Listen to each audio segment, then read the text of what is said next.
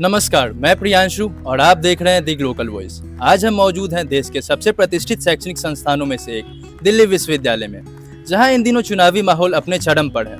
दिल्ली विश्वविद्यालय छात्र संघ यानी डूसू का चुनाव न केवल एक छात्र संस्था तक सीमित है, बल्कि यह पूरे देश के युवाओं के राजनीतिक सोच, मानसिकता और नेतृत्व क्षमता का प्रतिबिंब माना जाता है। हर साल की तरह इस साल भी डूसू चुनाव में कई छात्र संगठन एवं स्वतंत्र उम्मीदवार मैदान में हैं। वे अपने बातों और विचारों को छात्रों के सामने रख रहे हैं। इनमें से कुछ छात्र राजनीति को करियर के तौर पर देख रहे हैं, तो कुछ वास्तव में छात्र हित के लिए आवाज उठा रहे हैं। आज हमारे साथ मौजूद हैं एक युवा छात्र नेता, जो न केवल अपने जानने वालों में लोकप्रिय हैं, बल्कि इन्होंने छात्र हित के लिए आवाज भी उठाए हैं। हम इस बातचीत के जरिए जानने की कोशिश करेंगे कि इनके चुनाव लड़ने की प्रेरणा क्या रही, इनके अहम मुद्दे क्या हैं और यदि यह चुनाव जीतते हैं तो यह छात्र हित के लिए क्या क्या काम करेंगे। तो स्वागत है दिव्यांशु जी आपका द ग्लोबल वॉइस के मंच पे। धन्यवाद मेरे भाई। तो दिव्यांशु भाई, मैं सबसे पहले ये जानना चाहूँगा कि आपको डूसू चुनाव लड़ने की प्रेरणा कहाँ से मिली। मेरा नाम है दिव्यांशु सिंह यादव। मैं इसी campus law centre final year का विद्यार्थी हूँ। इससे पहले मैं SGTV खालसा कॉलेज से कंप्यूटर साइंस में BSc की है। तो जैसा आपका प्रश्न है कि मुझे प्रेरणा क्या मिली, तो मैं पूर्वांचल से आता हूँ, एक छोटे से शहर के एक छोटे से गाँव से। मैं यहाँ दिल्ली विश्वविद्यालय में पढ़ाई करने आया था। जब मैं पढ़ाई करने आया था तो आने का सफ़र ही बहुत संघर्ष भरा रहा है, और हमारा संघर्ष पहले दिन से चालू हो जाता है। तो मैं देखता था कुछ गलत हो रहा है, तो उसके खिलाफ आवाज़ उठाता था। पिछले 5 सालों से छात्र हितों से जुड़ा, छात्रों से जुड़ा कोई भी मुद्दा हो तो सबसे पहले वहाँ मैं पहुँच के उसकी लड़ाई लड़ता था। मैं पिछले साल UPSC की तैयारी कर रहा था, राउस IAS कोचिंग इंस्टीट्यूट में पढ़ता था। वहाँ पे आपने खबर सुनी होगी कि पानी भर गया, 3 बच्चे डूब के मर गए। उसी लाइब्रेरी में मैं पढ़ता था और उस दिन 12:30 बजे तक मौजूद था।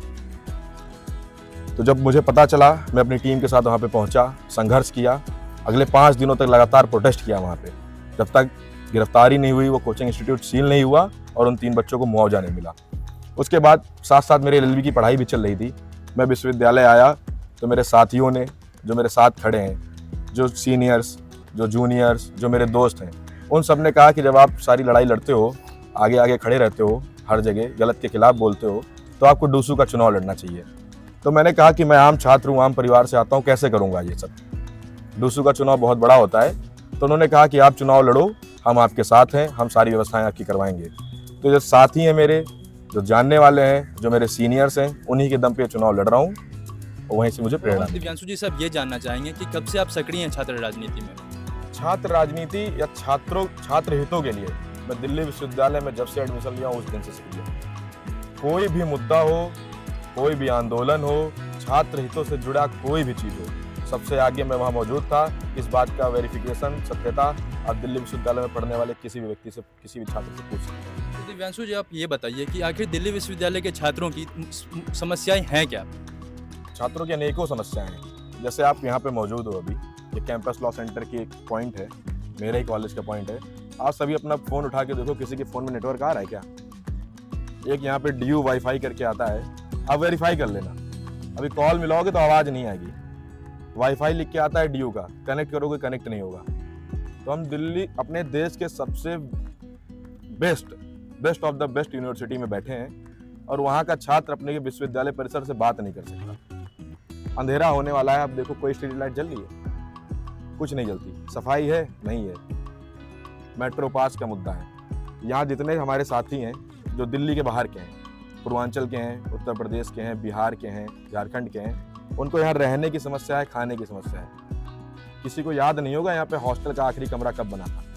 आप लोग को याद है कि 40 साल पहले बना था कि 50 साल पहले बना था हॉस्टल का एक भी कमरा, कि बाहर से आने वाला कोई विद्यार्थी उस हॉस्टल के कमरे में रहता है? ना रहने की जगह है, ना ढंग से खाने की जगह है। तो मेरे सबसे बड़े मुद्दे यही हैं। तो दिव्यांशु जी, आपको ये क्या लगता है कि दिल्ली विश्वविद्यालय छात्र राजनीति का भारतीय राजनीति में कितना योगदान है। योगदान तो सदा से रहा है, हमारे सीनियर्स राजनीति के बाद उसमें गए हैं, लेकिन मेरा एक ही मुद्दा है, छात्र हित और छात्रों का हक, छात्रों की सुविधाएं, और मैं उसकी लड़ाई लड़ रहा हूं और तब तक लड़ूंगा जब तक ये पूरी नहीं हो जाती। हमने एक ये चीज़ भी देखी है कि इनके कैंपेनिंग का तरीका थोड़ा अलग है और इनके कैंपेनिंग में पूर्वांचल के बहुत सारे नारे लगे हैं, तो हम इस बारे में आपका क्या विचार है? देखिए, मैं पूर्वांचल से आता हूँ और पूर्वांचल से आने की वजह से पूर्वांचल के नारे लगना लाजमी है। मैं जो लड़ाई लड़ रहा हूँ ना, वो आत्मसम्मान की लड़ाई है, स्वाभिमान की लड़ाई है।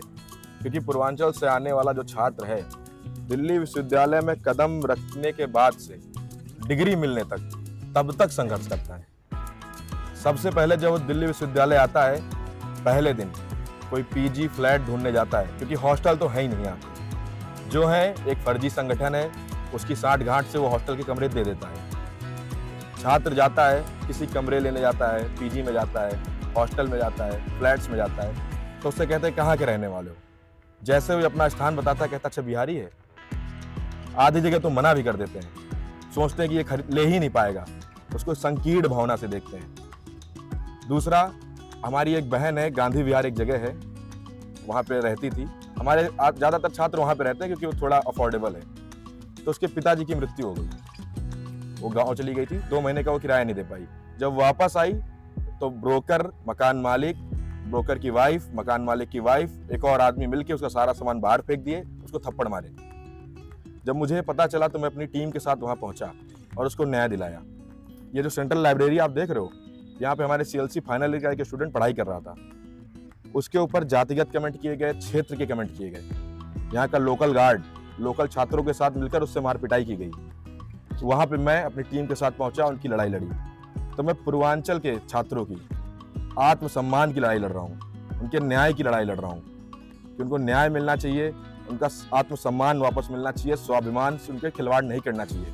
यहाँ पे एक फर्जी संगठन है जो हम पूर्वांचलियों को एक वोट बैंक की तरह ट्रीट करता है कि ये वोट बैंक है, इनसे दरी बिछवाएंगे, इनसे नारे लगवाएंगे और लास्ट में 2 लिट्टी खिला के इनके सारे वोट ले लेंगे।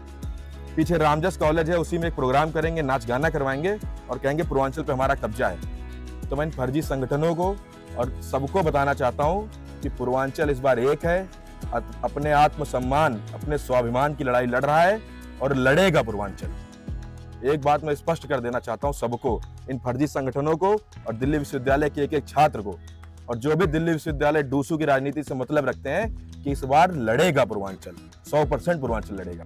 आप ये बताइए कि छात्र राजनीति, जो विद्यार्थी छात्र राजनीति कर रहे हैं, तो वो तालमेल कैसे बनाते हैं राजनीति और अपने पढ़ाई के बीच? देखिए, ये बहुत अच्छा प्रश्न आपने पूछा। ये देखिए, ये मेरी आईडी है, कैंपस लॉ सेंटर की मेरी आईडी है। मैं कह रहा हूँ जितने भी यहाँ पे आपको कैंडिडेट्स दिख रहे हैं, किसी के पास अगर ये आईडी हो तो दिखा दे। वो आते हैं यहाँ पे चुनाव लड़ने, एक विशेष डिपार्टमेंट है, पीछे वाली बिल्डिंग है, उसमें एडमिशन लेते हैं, चुनाव लड़ते हैं, चले जाते हैं। मैं एक आम छात्र हूँ, यहाँ पढ़ाई कर रहा था, पहले खालसा कॉलेज में था, यहाँ पे था, इसीलिए तो मेरा संघर्ष ज़्यादा है इनसे, क्योंकि पढ़ाई भी कर रहा हूँ, लड़ाई भी लड़ रहा हूँ। इन लोगों को तालमेल बिठाने की जरूरत ही नहीं है, क्योंकि सिर्फ चुनाव लड़ने आए हैं, लड़के चले जाएंगे। और मैं इन छात्रों के बीच का हूँ, इनके साथ का हूँ, और चुनाव लड़ने के बाद भी इनके साथ ही रहूँगा। आप मुझे यहीं देखोगे। आज चुनाव चल रहा है तब यहाँ देख रहे हो, किसी भी महीने आओगे मुझे यहीं देखोगे, इन्हीं के बीच में देखोगे, क्योंकि मेरी क्लासेस यहीं चलती हैं। और ये दूसरे हैं ना, चुनाव लड़ने आए, लड़के चले जाएंगे। विश्वविद्यालय में बढ़ती फीस और हॉस्टल की कमी, इस पर आपका क्या विचार है? मेरा यही विचार है कि यहाँ 4 इंजन की सरकार है। दिल्ली विश्वविद्यालय का एडमिनिस्ट्रेशन उनके पक्ष का, MCD उनके पक्ष की, प्रदेश सरकार उनकी, देश में सरकार उनकी। और ये फर्जी संगठन यहाँ 5 दिनों से प्रदर्शन कर रहा था, कॉलेज खुलने के बाद से रील बनाने का कंपटीशन कर रहा था, हवन कर रहा था। क्या उससे फीस कम हो जाएगी? अरे आपकी सरकार है, आपका सारा सिस्टम है, आप रिफॉर्म लेके आओ, फीस को कम कराओ। एक तो पहले इतनी समस्याएं कि छात्र कैसे आए, कैसे रहे, कैसे खाए, कैसे पिए, ऊपर से फीस बढ़ाते हैं, क्योंकि इनको छात्रों से कोई मतलब ही नहीं है। मैंने RTI डाली थी, 950 करोड़ रुपए FD करा के रखी है दिल्ली विश्वविद्यालय ने। 35 करोड़ रुपए इनको इंटरेस्ट आता है, तब इनको फीस बढ़ाने की आवश्यकता क्या है? फीस बढ़ा के कॉफी का बिल बढ़ाते हैं ये लोग, AC कमरों में मजे लेते हैं। हमारा छात्र पसीने में यहाँ घूमता है, ना उसका वाईफाई चलता है, ना पानी पीने का मिलता है साफ, कभी भी कोई बिल्डिंग गिर जाती है, कोई पंखा गिर जाता है। इन लोग को कोई मतलब नहीं है छात्रों से, इसलिए अपनी राजनीति करते हैं, अपने कमरे में आते हैं, अपना फोटो खिंचा के चले जाते हैं। तो मैं जितने भी छात्रों के बीच में जाता हूँ, वोट मांगने जाता हूँ, 52 कॉलेज हैं, 52 कॉलेजों में मैं एक ही बात कहता हूँ कि आप अगर मुझे अपना समर्थन दे रहे हो, मैं आपके बीच का हूँ, आपका दर्द समझता हूँ, आपकी समस्याएं समझता हूँ। अगर आप मुझे जितवा के डूसू में बैठाते हो तो 1 महीने के अंदर अगर एक भी हॉस्टल का कमरा नहीं बना या नया हॉस्टल बनने की शुरुआत नहीं हुई, या जो पीजी फ्लैट के किराए हैं, एक रेंट कंट्रोल एक्ट होता है, उसके लिए अगर 1 महीने के अंदर 25% किराया हर छात्र का कम नहीं हुआ तो दिव्यांशु सिंह यादव आर्ट्स फैकल्टी पे बिस्तर लगा के सोएगा, और तब तक सोएगा जब तक किराया कम नहीं हो जाता। ये मैं हर व्यक्ति से, हर छात्र से वादा करता हूँ कि आप एक बार मुझे जितवाओ, 1 महीने के अंदर अगर हॉस्टल ना बने या किराया नहीं कम हुआ तो मुझे आप आर्ट्स फैकल्टी पे बिस्तर लगाया हुआ पाओगे, तब तक पाओगे जब तक यहाँ हॉस्टल या फीस कम नहीं हो जाती। दिव्यांशु जी, कई छात्रों की यह समस्या है कि जो छात्र नेता हैं, उनके समर्थक हैं, वो विद्यार्थियों के सुरक्षा के साथ नज़रअंदाज करते हैं। इस पर आपका क्या कहना है? देखिए, जो छात्र नेता है ना, मैंने जैसे आपको बताया था कि वो विशेष डिपार्टमेंट से हैं, आए हैं, चुनाव लड़ेंगे, चले जाएंगे। तो जब वो आए हैं सिर्फ चुनाव लड़ने, तो उनके पास छात्रों का समर्थन नहीं है। मेरे साथ आप जो लोग देख रहे हो खड़े, जो मेरी टीम है, पेवर स्टूडेंट्स की टीम है। जितने भी लोग हैं, जैसे मैंने ये आई.डी. कार्ड पहना हुआ है, ऐसा सबके पास एक आई.डी. कार्ड है। एक भी स्टूडेंट बाहरी नहीं है। तो जो स्टूडेंट है अपने को बीच का है, तो उसको सुरक्षा से कोई तकलीफ नहीं है। ना वो किसी के ऊपर कमेंट करेंगे, ना आई टीजिंग करेंगे, कुछ भी नहीं करते वो, क्योंकि उनको वोट मांगना है। सब साथ के हैं, जानने वाले हैं। ये जो चुनाव लड़ रहे हैं ना, ये गांव से लोग बुला लेते हैं, पैसे पे लोग बुला लेते हैं, बाहर से लोग बुला लेते हैं। तो जब वो आते हैं तो उनको विश्वविद्यालय के माहौल के बारे में नहीं पता, तो वो कमेंट करते हैं, गाड़ियाँ तेज चलाते हैं, भगाते हैं, कूदते हैं, चिल्लाते हैं, तो उससे खतरा है। तो मैं तो दिल्ली विश्वविद्यालय प्रशासन से मांग करता हूँ कि हर बाहरी छात्र की एंट्री कैंपस के अंदर बैन होनी चाहिए। तो छात्रों का चुनाव है तो छात्रों को लड़ने देना चाहिए। ये भी देखा जाता है कि डूसू का चुनाव अब धन और बल का चुनाव रह गया है, तो इस पर आपका क्या विचार है? इस पर विचार यही है कि ये आम छात्रों को लड़ना चाहिए। चुनाव ऐसा होना चाहिए कि एक आम छात्र भी चुनाव लड़ सके। मैं एक आम परिवार से आता हूँ, आम तरीके से चुनाव लड़ रहा हूँ। दिल्ली विश्वविद्यालय प्रशासन ही हम लोगों के खिलाफ है। वही चाहता है कि सिर्फ पैसे वाले लोग चुनाव लड़ पाए। 1 लाख का बॉन्ड इन लोगों ने निकाल दिया था, उसकी लड़ाई हम लोगों ने लड़ी, हाईकोर्ट से केस करके उसको खत्म करवाया है। और धन बल, बाहुबल का इस्तेमाल चुनाव में नहीं होना चाहिए, ना हम कर रहे हैं। हम छात्रों के दम पे मजबूती से चुनाव लड़ रहे हैं और लड़के जीतेंगे इस बार। अगर आप चुनाव जीतते हैं तो सबसे पहला कदम आपका क्या होगा? सबसे पहला कदम, जैसा मैंने आपको बताया, कि दिल्ली विश्वविद्यालय में हॉस्टल बनने चाहिए। चाहे मुझे वीसी का ऑफिस पे बैठना पड़े, उनको ताला मारना पड़े या कुछ भी करना पड़े, जब इनके पास फंड है, सारे पैसे हैं, हर तरीके से सुविधाओं से संपन्न है, जमीन है, जगह है, तो हॉस्टल क्यों नहीं बनता? फर्स्ट प्रायोरिटी मेरी यही होगी कि हॉस्टल बनना चाहिए, और पीजी फ्लैट का किराया और इनका ब्रोकरेज का जो माफिया है ना, इस सिस्टम को खत्म होना चाहिए, उसको तोड़ूंगा। मेरा सबसे फर्स्ट पहला प्रायोरिटी पे यही काम होगा, और 1 महीने के अंदर आपको करके दिखाऊंगा, 30 दिन के अंदर। जी दिव्यांशु जी, तो दिल्ली विश्वविद्यालय के छात्रों के लिए आपका क्या संदेश है? दिल्ली विश्वविद्यालय के छात्रों के लिए, साथियों के लिए यही संदेश है कि इस बार जब आप वोट देने जाओ, तो जब वोट देना तो देखना कि एक आम छात्र है, लड़ने वाला छात्र है, या सिर्फ एक चुनावी छात्र है। उसको चुनावी छात्र भी नहीं कहेंगे, चुनावी कैंडिडेट है। तो अपना डिसीजन इस बार देख के लेना, समझ के लेना, और एक छात्र को जिताना। तो यह थी हमारी खास बातचीत दिव्यांशु जी के साथ। दिव्यांशु जी, आपको बहुत बहुत शुभकामनाएं। तो आप देख रहे थे दी ग्लोकल वॉइस और मैं हूँ प्रियांशु। धन्यवाद।